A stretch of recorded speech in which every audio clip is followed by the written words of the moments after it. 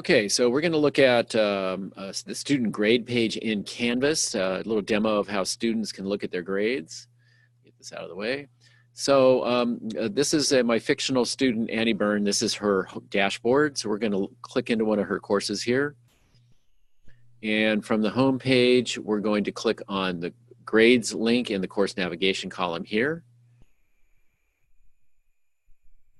And this is the student grade page. In the center here is all the assignments and discussions and quizzes that are organized by due date.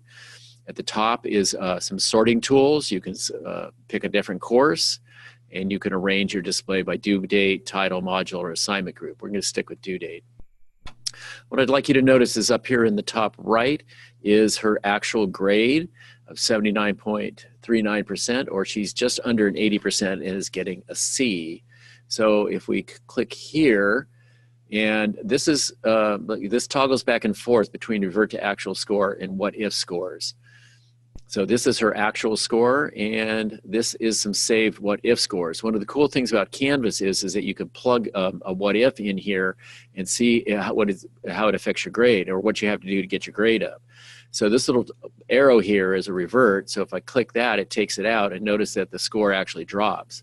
So you take this 80% out, and the score actually drops again. So she's still getting a C. So let's pretend that on this assignment it's worth 100 points. You're actually going to get 100 points. Okay, so that brought the score up a full percentage point. Or on this test paper here, which is she has not submitted yet, the hyphen indicates that an assignment or quiz has not been done. So let's plug 10 points in there for that one. And that really did not get the score up. So let's just take those out of there. But anyway, it's kind of fun to come in here and play with this and see how your score will change depending on future results.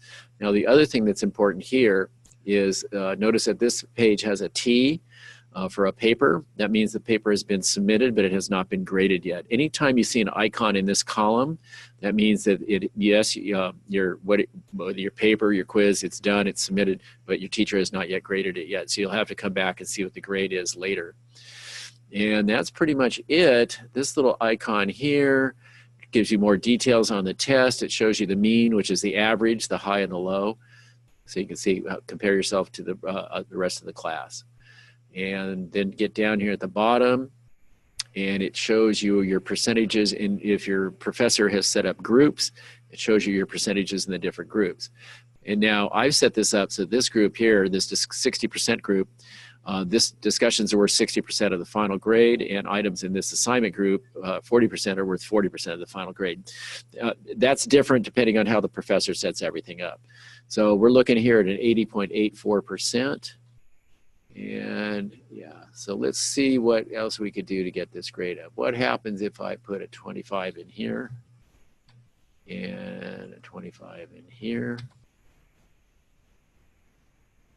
Yeah, got me up to almost an 84%.